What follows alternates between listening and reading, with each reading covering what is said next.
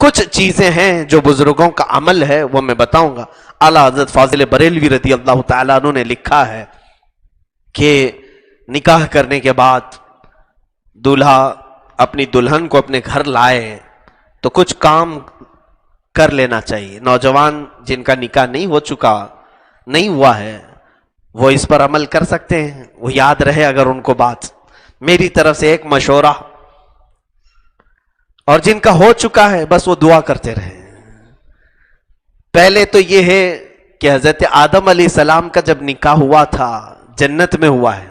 یہ بھی دیکھیں یہ نکاح اس وقت ہوا ہے جب ابھی نماز بھی فرض نہیں تھی. جنت میں کوئی عبادت نہیں لیکن نکاح ہو گیا تھا.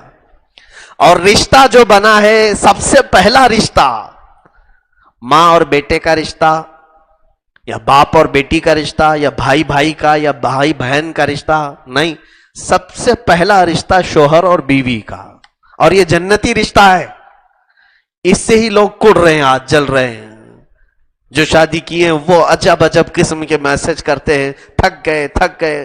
تم شادی سے ہی نہیں کیے ہو. یہ جنتی رشتہ ہے, اس سے اوبنا نہیں چاہیے, تھکنا نہیں چاہیے.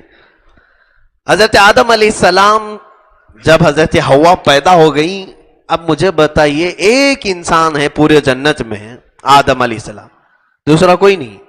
اور پیدا ہوئی ایک عورت, ان کے علاوہ کسی اور کے لیے ہو سکتی تھی, وہ بنائی گئی ہے حضرت آدم کے لیے. اس کے باوجود حضرت آدم علیہ السلام کو اللہ نے فرمایا تمہیں چھونا حلال نہیں. ابھی ایک ہی تھی, ان کے ہی لیے تو تھی. یہاں پتہ نہیں تمہارے لیے ہے ہی نہیں, اس کو چھونے کی کوشش کر رہے ہو تم, پتہ بھی نہیں ہے.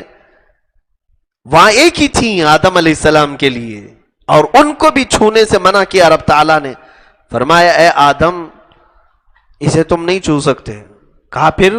کہا اس کا مہر ادا کرو. یہ قانون جنتی ہے, مہر ادا کرو اس کے بعد تمہارے لیے حلال ہوگی.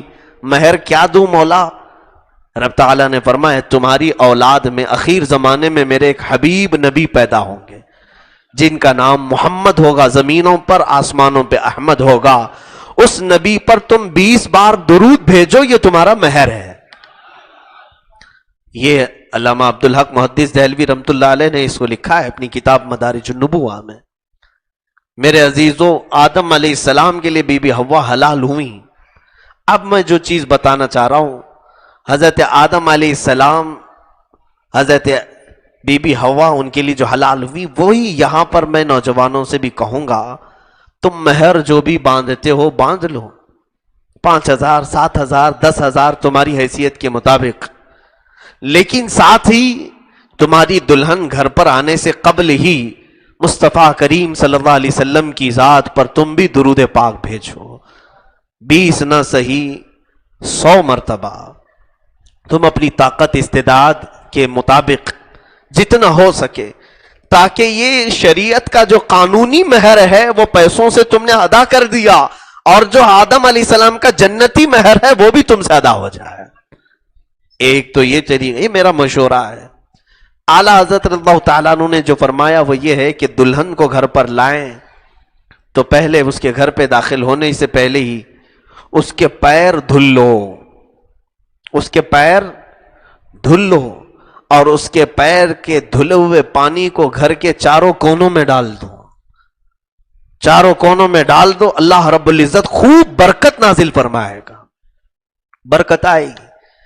اور دلہن جب گھر پر آ جائے تو پھر فرمایا کہ رات کو جب تم تنہائی میں ہو جاؤ گے, حجلِ عروسی میں تم آئے, آج پہلی رات ہے ملاقات کی, تو دلہن اور دولہا جب اکیلے ہو جائیں, تنہائی ہو جائے, خلوت صحیحہ ہو جائے, تو سب سے پہلے وہ اپنے غلط طریقوں سے ملاقات نہ کریں. ہائے ہیلو نہیں, سلامتی کے ذریعے سے ایک دوسرے کو سلام کریں, اور یہ سلام تمہارا اللہ نے اگر قبول کر لیا تو ہمیشہ دونوں سلامت رہو گے. دعا ہے نا, السلام علیکم ورحمۃ اللہ وبرکاتہ. اللہ تم پر سلامتی نازل کرے اور اللہ کی رحمتیں اور برکتیں ہو تم پر. دلہن اگر پہلے سلام کر رہی ہے تو دولہے کے لیے, یا دولہا اگر پہلے سلام کر رہا ہے تو دلہن کے لیے. لیکن کوئی اس میں یہ ضروری نہیں ہے کہ پہل کسے کرنا چاہیے، جو چاہے کر سکتا ہے. سلام کے ذریعے سے ابتدا ہو، اس کے بعد ابھی وہ اپنی دیگر گفتگو شروع کرنے سے پہلے، اپنے دیگر معاملات کرنے سے پہلے سب سے پہلا کام وہ یہ کرے کہ دلہن کا دوپٹہ لے لے، اس کو مصلی بنائے، جانماز بنائے، اور مرد باوضو عورت دلہن کے پاس جائے جب وہ پہلی رات میں جا رہا ہو، اور اسی دوپٹے کو مصلی بنا کر اس پر 2 رکعت نفل ادا کرے، اور اس کے پیچھے اس کی دلہن اسی دوپٹے پر 2 رکعت نماز ادا کرے، اور پھر اس کی پیشانی پر اپنا ہاتھ رکھ کر کے دولہا صرف یہ دعا کرے، اللہم انی اسألک من خیرہا و خیر ما جبلتہا علیہ، یعنی اے اللہ میں تجھ سے صرف اس کی خیر کا سوال کرتا ہوں، اور جس پر یہ جن اچھائیوں پر تو نے اس کو پیدا کیا محض مجھے صرف وہی اچھائیاں دکھا، اور میں اس کے شر سے پناہ مانگتا ہوں، اور جو بری چیزیں اس کے اندر ہیں ان تمام چیزوں سے مجھے بچائے رکھ. یہ دعا کے بعد آگے کے معاملات کریں. اعلیٰ حضرت رضی اللہ تعالیٰ عنہ نے لکھا ہے مولا تعالیٰ موت تک ان دونوں کو سلامت رکھے گا، ان کو نیک و صالح جوڑوں میں شمار کیا جائے گا، ان کو صالحین میں شمار کیا جائے گا. یہ زندگی گزارنے کے اور طور طریقے شروعات کی یہ تمام چیزیں ہیں. سوال تو یہ کوئی نہیں کرتا ہے نوجوان آ کر کے، پہلے یہ پوچھتا ہے شیروانی کیسے سلاؤں، مفتی صاحب اچھا مشورہ دے دیں، آپ جوتے کیسے سلواؤں، امامہ کیسے بندواؤں، مجھے اسی کام کے لیے رکھا ہے.